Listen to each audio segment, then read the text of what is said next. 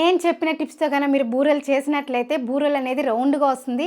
అలాగే పూరణం అనేది ఎక్కడ చెదరకుండా ఆయిల్ పాలవకుండా వస్తుందండి. హాయ్ ఫ్రెండ్స్, విరాజీస్ కిచెన్ స్వాగతం సుస్వాగతం. ముందుగా అందరికీ ఉగాది శుభాకాంక్షలు అండి. ఉగాది అంటేనే ఒబ్బట్లు, బూరెలు, ఉగాది పచ్చడి కదండి. అన్నిటికైనా కొంచెం కష్టమైనది బూరెలే అండి. ఎందుకంటే మనకు పూర్ణం బాగా వస్తే పిండి బాగా రాదు, పిండి బాగా వస్తే పూర్ణం బాగా రాదని చాలా మంది చేసుకోకుండా ఉంటారండి. అలాంటి వాళ్ళు ఈ వీడియో గాన ఫాలో అయినట్లయితే పర్ఫెక్ట్ గా బూరెలు అనేది మీరు చేసుకుంటారండి. పిండి కలిపే విధానంలో పర్ఫెక్ట్ గా కలిపినట్లయితే పూర్ణం అనేది కరెక్ట్ గా రెడీ చేసుకున్నట్లయితే బూరెలే ఈజీ అండి. ఇంకెందుకు ఆలస్యం, మాట్లాడుతూ ఆటలాడుతూ చూసేద్దాం రండి. వీడియోలు అయితే చూస్తున్నారండి, కానీ లైక్ చేయడం లేదండి. ప్లీజ్ అండి, ఒక్క లైక్ చేయండి, అలానే హైప్ చేయండి. ముందుగా బూరెలకి బియ్యం నానపెట్టుకుందామండి. ఈ బియ్యం కూడా మామూలుగా రేషన్ బియ్యం తీసుకున్నానండి. మీరు ఇదైనా తీసుకోవచ్చు, నార్మల్గా రైస్ వండుకుంటాం కదా సోనా మసూర బియ్యం, అదైనా తీసుకోవచ్చండి. ఇక్కడ ఒక గ్లాస్ వేస్తున్నాను. ఇదే గ్లాస్లో అర గ్లాసు మినపగుళ్ళు అండి. ఇది కూడా గుండు ఉద్దిపప్పు తీసుకున్నానండి నేను ఇక్కడ. మీరు దబ్బపప్పు అయినా సేమ్ మెజర్మెంట్ అండి. అది కూడా చూడండి సపరేట్గా నానపెట్టుకుంటున్నాము. మనం ఉద్దిపప్పు రుబ్బుకున్న తర్వాత కొంచెం బరకగా బియ్యం రుబ్బుకుంటాము. అలా రుబ్బుకునే దానివల్ల బూరెలు చేసినా చాలా సేపు దాకా క్రిస్పీగా ఉంటుంది. ఇప్పుడు రెండింటిని బాగా కడిగేసి 2-3 సార్లు నానపెట్టుకుందామండి. బియ్యము ఉద్దిపప్పు రెండు కడిగి నానపెట్టేసానండి. ఇప్పుడు ఇది ఒక 5 గంటలు నానపెట్టుకుందాము. 5 గంటల తర్వాత రుబ్బుకుందాం. ఏ గ్లాస్ అయితే మనం బియ్యం కొలత పెట్టుకున్నామో అండి, అదే గ్లాస్తోనే 1 గ్లాసు పచ్చినిపప్పు తీసుకున్నానండి. మా సైడ్ అయితే పెసల్లో కూడా చేస్తారండి. ఇంకొకసారి నేను చేసి చూపిస్తాను. దీన్ని బాగా నీట్గా ఒక 2 సార్లు కడిగేసి నీళ్ళు పోసి ఒక అరగంట నానపెట్టుకుందామండి. అరగంట నానపెట్టుకున్నామంటే పప్పు అనేది బాగా ఉడుకుతుంది. అలాగే మనకు ఉడికేది కూడా ఒక 2 విజిల్లా 3 విజిల్ అనేది బాగా అర్థమవుతుందండి. కాబట్టి అరగంట నానపెట్టుకుందాము. బియ్యము ఉద్దిపప్పు నానపెట్టి 5 గంటలు అయిందండి. 5 గంటల తర్వాత బియ్యము పప్పు అనేది బాగా నానింటుందండి. చూడండి, పప్పు అనేది బాగా నానిందండి. ఇలా నానితేనే మనకి బూరెలు అనేది చాలా బాగా వస్తుంది. అలాగే బియ్యము చూద్దాము. చూడండి, బియ్యం కూడా బాగా నానిందండి. ఇప్పుడు ఫస్ట్ ఉద్దిపప్పు రుబ్బుకుందామండి, మళ్ళీ బియ్యం రుబ్బుకుందాము. ఉద్దిపప్పుతో కూడా రుబ్బచ్చండి. కాకపోతే బియ్యం అనేది చాలా నున్నగా అయిపోతే ఆ క్రిస్పీదనం అనేది బిన్నె వెళ్ళిపోతుందండి. బియ్యం అనేది కొంచెం బరకగా రుబ్బుకున్నట్లయితే ఆ క్రిస్పీదనం అనేది చాలా సేపు ఉంటుందండి. కాబట్టి నేను 2 సార్లుగా వేస్తున్నాను. ఫస్ట్ ఉద్దిపప్పు రుబ్బుకొని మళ్ళీ బియ్యం రుబ్బుతున్నాను. మీరు ఇలానే చేయండి. ఒకవేళ టైం లేదక్క అన్న వాళ్ళు ఒకటిగా వేసుకుని రుబ్బుకోండి. ఇంకొకటి అండి, మీరు పొద్దున్న లేసి బూరెలు చేసేట్లుంటే నైట్ పడుకునే ముందు నానపెట్టినామంటే సరిపోతుందండి. ఇప్పుడు పైన నీళ్ళు వంచేసి ఉద్దిపప్పు రుబ్బుకుందాము.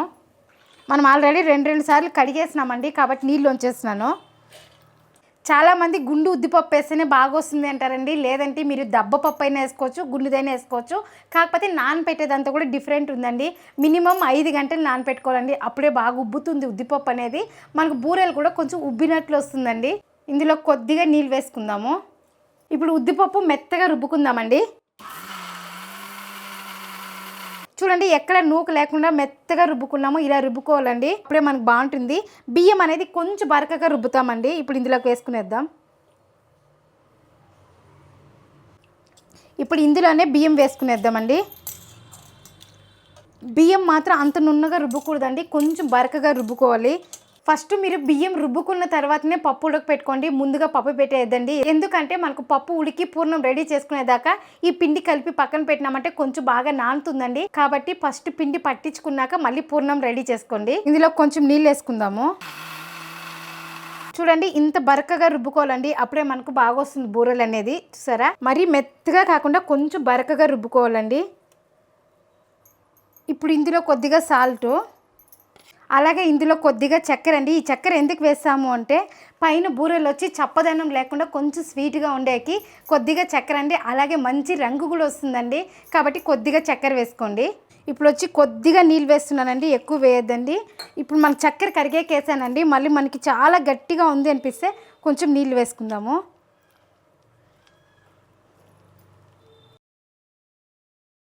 ఈ చక్కెర సాల్ట్ అనేది బాగా కలిసేలా కలుపుకోవాలండి. మీకు ఇదే పిండిలో కానీ పునుగులు వేసుకోవచ్చండి, చాలా బాగా వస్తుంది క్రిస్పీగా. ఈ చక్కెర బాగా కరిగేలాగా కలుపుకున్నామంటే అప్పుడు మనకు బూరెలు అనేది మంచి రంగు వస్తుంది. అలాగే టేస్ట్ కూడా చాలా బాగుంటుందండి. చూడండి ఇంత గట్టిగా ఉండాలండి, మరీ మనకు పల్సగా ఉండకూడదు. చూడండి వేలుని ఇలా పెట్టి ఇట్లా తీసినామంటే వేలు అనేది ఎక్కడ కనిపించకుండా బాగా కవర్ అవ్వాలండి. అప్పుడు మనకు పిండి మెజర్మెంట్ బాగా కరెక్ట్గా ఉంది అన్నట్లు. అదే మీరు నీళ్ళు ఎక్కువ వేసినట్లయితే అంత తిక్కుగా కనిపించదండి, కొంచెం పలసగా కనిపిస్తుంది. ఇంత తిక్కుగా ఉంటేనే అండి బూరెలు అనేది బాగా వస్తుంది. ఇలా వేసినా కానీ అక్కడ మనం పడే అచ్చులు అనేది బాగా కనిపిస్తుంది. చూసారా పిండి ఇలా ఉండాలండి, ఇంత గట్టిగా ఉండాలండి బూరెలకి. ఇప్పుడు పిండి అయితే కలిపేసామండి, దీన్ని మూత పెట్టి పక్కన పెట్టేస్తాము. ఇప్పుడు పప్పు పెట్టుకుందామండి. పప్పు ఉడికి పూర్ణం రెడీ అయ్యేదాకా పిండి అనేది బాగా నానుతుందండి. చూడండి పప్పు కూడా బాగా నానిందండి. ఇలా నానిందంటే మనకు ఒక 3 విజిల్ పెట్టినామంటే పప్పు అనేది బాగా ఉడికిపోతుందండి. ఇప్పుడు ఈ నీళ్ళు వేయకుండా పప్పు మాత్రమే వేసుకుందాం. మనం ఆల్రెడీ కడిగేసినాం కాబట్టి నీళ్ళు పోయకుండా ఈ పప్పు వేసుకుంటే సరిపోతుంది. ఈ గ్లాస్తోనే పప్పు తీసుకున్నామండి. ఇదే గ్లాస్తో 1.5 గ్లాస్ నీళ్ళు పెట్టుకుందాం. 1 అర్ధము. మీరు ఏమైనా కొంచెం ఎక్కువ పెట్టినారంటే కూడా పర్లేదండి, నీళ్ళు అనేది కిందనే ఉంటుంది. మనం పప్పు మాత్రం తీసుకుంటాం రుబ్బేదానికి. ఇందులో కొద్దిగా నెయ్యి, అలాగే కొద్దిగా ఉప్పు అండి, ఎక్కువ వేయద్దండి, లైట్గా వేస్తున్నాను. మా సైడ్ బూరెలు చేసేటుంటే పప్పు ఉడికేటప్పుడు కొద్దిగా ఉప్పు వేసి అలవాటు అండి. అది వేసే దానివల్ల స్వీట్ అనేది బ్యాలెన్స్ అవుతుందండి. అందుకే నేను కొద్దిగా వేసానండి, మీరు చూసి వేసుకోండి. ఒకవేళ మీకు నచ్చలేదంటే స్కిప్ చేసేయండి. ఇప్పుడు 3 విజిల్లు వస్తే సరిపోతుందండి. మీరు 4 విజిల్లు అంతా పెట్టద్దండి, కరెక్ట్గా 3 విజిల్లే అండి. ఎందుకంటే పప్పు నానబెట్టిండే దానివల్ల చాలా మెత్తగా అయిపోతుందండి. 3 విజిల్లు వచ్చిందంటే స్టవ్ ఆపేయండి. చూడండి పప్పు అనేది పర్ఫెక్ట్గా ఉడికిందండి. చూసారా మనకి ఎక్కడ చెదరకుండా నీట్గా ఉడికిందండి. ఇలా ఉడకాలండి. ఇప్పుడు నీళ్ళంతా తీసేసి చల్లారి పెట్టుకొని మిక్సీ పట్టుకుందాము. చూడండి పప్పు కూడా బాగా చల్లారింది. ఇప్పుడు మిక్సీ పట్టుకునేద్దాం.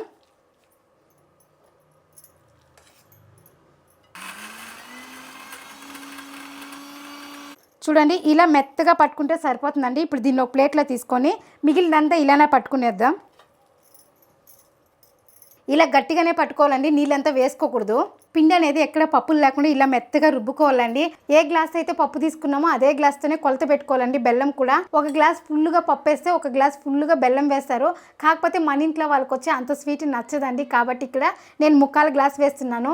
లేదక్క మన ఇంట్లో స్వీట్ తింటారు అనే వాళ్ళైతే 1 గ్లాస్కి 1 గ్లాస్ వేసుకోండి సరిపోతుంది. ఇప్పుడు బెల్లం కూడా నేను గిన్నెలో ఎందుకు వేసానంటే దీన్ని కరగబెట్టి వడగట్టుతున్నానండి, కాబట్టి దీంతోకి కొద్దిగా నీళ్ళు వేస్తున్నాను, ఎక్కువ వేయలేదండి. టీ గ్లాస్తో 1/4 గ్లాస్ వేసాను. ఈ బెల్లాన్ని కూడా మనం కరగబెట్టుకుంటున్నామండి, ఎందుకంటే కరగబెట్టుకున్న తర్వాత వడగట్టుకునే బాగుంటుంది. అలాగే వడగట్టేసి ఈ పెనంలోకి పోసుకుంటామండి. ఇందులోనే పాకం తీసుకొని ఒకేసారి రుబ్బుకున్నాం కదా, ఆ పప్పు పేస్ట్ కూడా అందులో వేసి బాగా కలుపుకుంటాము. అలాగే ఉడుకులోనే బాగా కలుపుకోవాలండి. ఇలా పూర్ణము పాకం ఎత్తి చేసుకునే దానివల్ల రేపటికి కూడా బూరెలు అనేది బాగుంటాయండి, చెడిపోకుండా. ఇప్పుడు వడగట్టుకుందాము, చెత్త ఏమైనా ఉంటే కూడా వచ్చేస్తుంది. ఇలా వడగట్టడం వల్ల పాకం కూడా చూడండి నీట్గా ఉంది. ఇప్పుడు దీన్ని బాగా పాకం తీసుకుందాము. పాకం తీసుకునేటప్పుడు ఇలా కలుపుతూనే ఉండాలండి, ఎక్కడ అలానే వదిలేకూడదు. మనం అత్తి రసాలకు ఎలా అయితే పాకం తీస్తామో అలా తీసుకోవాలండి. అది కూడా నేత పాకం తీసుకోవాలండి. ఎక్కువ ముదిరిపోయింది అనుకోండి మనకి పూర్ణం అనేది చాలా గట్టి అయిపోతుంది, కాబట్టి నేత పాకం తీసుకోండి. చూడండి నేత పాకం అంటే ఎలా ఉండాలంటే చూడండి ఇలా తీస్తే తీగ పాకం రావాలండి. చూసారా ఇలా. ఇప్పుడు రుబ్బుకున్న పప్పుని ఇందులో వేసేద్దాము. మీరు ఈ స్టేజ్లో నెయ్యి కావాలంటే కూడా వేసుకోవచ్చండి, ఎందుకంటే పప్పు గట్టిగా రుబ్బినాం కదండి, కాబట్టి ఇలా నలుపుకున్నాను నేను.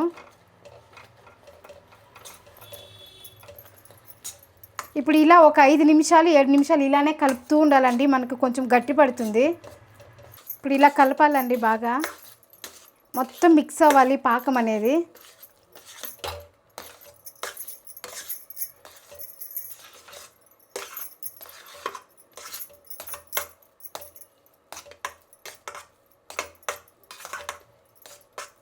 చూడండి పూర్ణం కూడా గట్టి పడుతూ ఉందండి.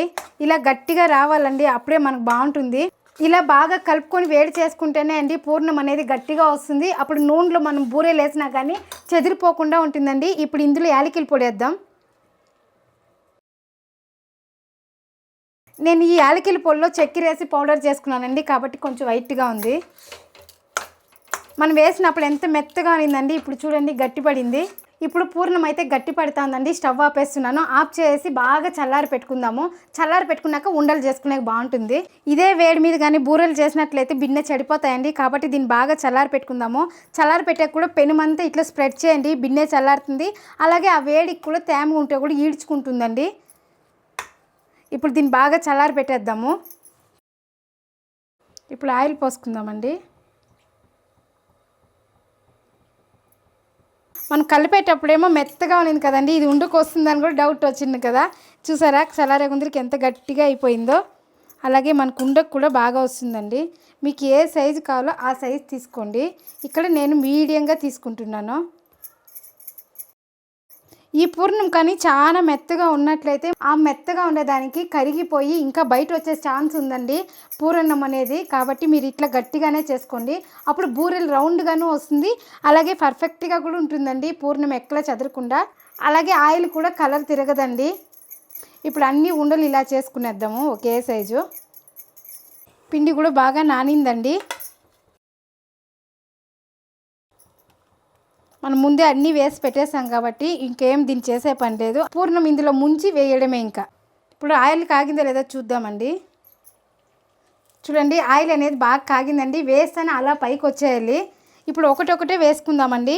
దీన్ని బాగా ముంచి వేసుకోవాలండి. అప్పుడే మనకి లోపల ఉండే పూర్ణం అనేది బయట రాకూడదు. అన్ని వేళ్ళతో తీయద్దండి. అడుగులు పడుగులు పూర్ణం బయట వస్తుంది. కాబట్టి ఇలా 2 వేళ్ళు కానీ 3 వేళ్ళు కానీ ఉపయోగించుకోండి. ఇలా ఎత్తుకున్న తర్వాత ఇలా తీసుకునేసి ఇలా వేసుకోవాలి.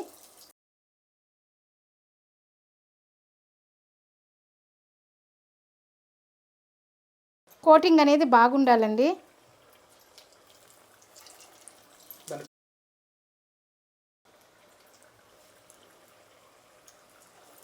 కొన్నిగానే వేసుకుందామండి. ఎక్కువ వేయద్దు. ఎందుకంటే ఒకదానికొకటి టచ్ అయ్యి కూడా విరిగిపోతాయండి. ఇలా పక్క నుంచి ఇలా తీసుకున్నామంటే సరిపోతుంది. చూసారా చూడండి బూరెలు అనేది ఎంత బాగా రౌండ్గా వచ్చాయో. చూడండి గోల్డెన్ కలర్ రావాలండి. అప్పుడే బూరెలు అనేది బాగుంటాయి. ఇలా మెల్లిగా తిప్పించుకోండి.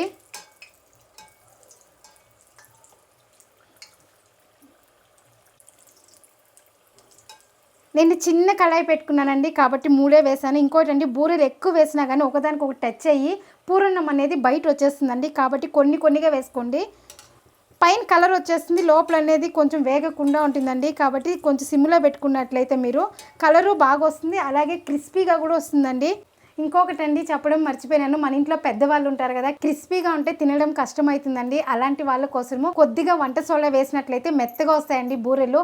అలా పెద్దవాళ్ళకి చేసి పెట్టండి. చూడండి పర్ఫెక్ట్గా రౌండ్గా వచ్చాయండి బూరెలు, ఎక్కడ చెదరకుండా. చూసారా మీరు ఇలానే ట్రై చేయండి, వస్తుంది. అలానే ఇంకొకసారి వేసుకుందామండి. పిండి అంతా ముంచేసినాక ఇలా 2 వేలతోనే తీసుకోండి.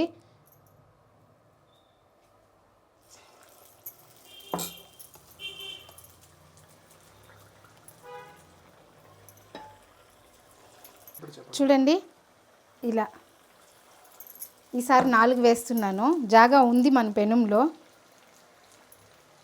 కాకపోతే కొంచెం భయం వేస్తుందండి చెదిరిపోతుందేమో అనేసి.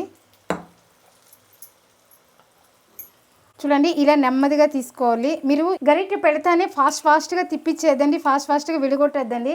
అప్పుడు పూర్ణం అనేది బయట వచ్చేస్తుంది. నూనె అనేది కొంచెం కలర్ తిరుగుతుంది. పూర్ణం అనేది బయట వచ్చిందంటే నూనెలో వేగి నల్లగా అయిపోతుంది. అన్ని బూరెలు వచ్చి కలర్గా తిరిగిపోతుందండి. ఇంకొకటి అండి మా సైడ్ వచ్చి మైదాతో వేస్తారండి. ఇలా బియ్యం పిండితో వేయరు. ఎందుకంటే అక్కడ వచ్చి మైదాతో వేసే అలవాటు అండి. ఏదైనా ఫంక్షన్ ఉంది అంటే కూడా సుగిళ్ళు అంటారండి, బూరెలు అనరు. మైదా పిండిలో కొద్దిగా నీళ్లు ఉప్పు వేసి బాగా కలిపేసి అందులో ఈ పూర్ణం అనేది ముంచి వేస్తారండి. కాకపోతే మా సైడ్ చేసేకి ఇలా చేసేకి చాలా తేడా ఉందండి. దీన్ని పాకం తీసి చేస్తాము, అక్కడ అలా లేదండి. పప్పు ఉడకపెట్టేసి రోట్లో వేసి రుబ్బేసి అందులోని యాలకులు బెల్లం అంతా వేసి రుబ్బేస్తారండి. కాకపోతే ఈరోజు నైట్ చేసినామంటే రేపు పొద్దున కల్లా స్మెల్ వస్తుందండి. అది ఎందుకు అంటే మళ్ళీ తెలిసిందండి. మా ఫ్రెండ్ ఒక రోజు చేసి ఇచ్చిందండి. అమ్మాయి చేసి ఇచ్చినా కానీ మరుసటి రోజు మధ్యాహ్నం తిన్నా కానీ చెడిపోలేదండి. అది కాకుండా ఈ కోటింగ్ అనేది చాలా మందంగా అనిపించిందండి. అప్పుడు అడిగాను ఎలా చేశారు ఏమి అంటే వాళ్ళు చెప్పారు ఇడ్లీ పిండిలో వేసినాను బాగుంటుంది, అలాగే దీనికే సపరేట్గా బియ్యం నానపెట్టి చేసినామంటే ఇంకా బాగుంటుంది రాజీ అన్నారండి. ఇడ్లీ పిండితో ట్రై చేశాను, కాకపోతే మెత్తగా వచ్చేసింది. ఎందుకు అంటే ఉప్పుడు బియ్యం వేస్తాం కదండి, కాబట్టి మెత్తగా వచ్చేసిందండి. ఇది పచ్చి బియ్యం వేసేదాని వల్ల చాలా బాగా క్రిస్పీగా వస్తుందండి. ఇంకొకటండి, మీరు పొద్దున్న చేసుకోవాలి అంటే నైట్ బియ్యం నానపెట్టేసి పొద్దున్న లేస్తేనే రుబ్బుకున్నట్లయితే ఇలా పూర్ణం అంతా చేసుకున్నామంటే ఫాస్ట్లో అయిపోతుందండి బూరెలు అనేది. చూడండి ఇవి కూడా ఎక్కడ చెదరలేదండి. ఫస్ట్ టైం చేస్తే నాకు కానీ చెదిరిపోయిందండి. ఎందుకు అంటే నేను ఈ పిండి అనేది పలచగా కలిపేసానండి. మళ్ళీ తెలిసిందండి పలసగా కలపకూడదు, తిక్కుగానే ఉండాలి, అప్పుడే బూరెలు క్రిస్పీగా వస్తుంది. అలాగే పూరణం కూడా ఎక్కడ చెదరదనేసి అలానే వేసానండి. మళ్ళీ బాగా వచ్చిందండి. మనకి పూరణం కూడా ఎందుకు బయట వచ్చేసి నూనె అంతా కలర్ తిరుగుతుంది అంటే మనం పూరణం అనేది కొంచెం పలసగా తేమగా ఉన్నట్లయితే ఆ తేమ అనేది వేడిలో వేసినప్పుడు ఇంకా తేమ అయ్యి బయట వచ్చే ఛాన్స్ ఉందండి. కాబట్టి పూరణం కూడా కొంచెం గట్టిగానే ఉండాలండి. పిండి మనం వేసినప్పుడు చూసారు కదా పలసగా ఉండింది, అలానే కలుపుతూ పెట్టేసి మళ్ళీ చల్లారి పెట్టినాక గట్టిగా అయిందండి. పూరణం వచ్చి ఇదే స్టేజ్లో ఉండాలండి. రౌండ్ చేసినా కానీ ఇలా ఉండాలండి, అప్పుడే మనకు బూరెలు అనేది బాగా వస్తుంది. చూడండి తుంచినా కానీ ఇలా ఉండాలి. మన సుండుండలు ఉంటుంది కదండి, అలా ఉంటే మన బూరెలు అనేది బాగా వస్తుందండి. చూడండి బాగా కాలింది, గోల్డెన్ కలర్ వచ్చింది చూసారా.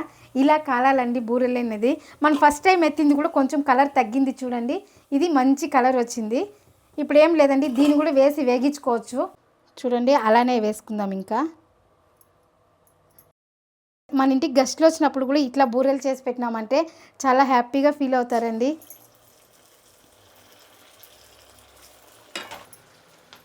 మీరు పునుగులు చేసుకోవాలన్నా కూడా సేమ్ మెజర్మెంట్ అండి, దీంతోనే బాగా వస్తుంది పునుగులు కూడా.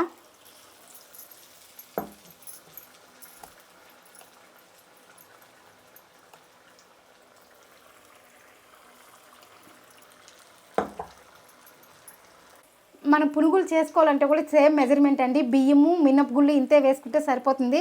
అలాగే ఈ పిండే ఉంది కదండి, ఇందులోనే కొద్దిగా పచ్చిమిరపకాయ, ఎర్రగడ్డ, కొత్తిమీర, కరివేపాకు వేసుకొని చేసుకుంటే పునుగులు కూడా రెడీ అండి. బాగా కాలిందండి, ఇవి కూడా తీసేద్దాము.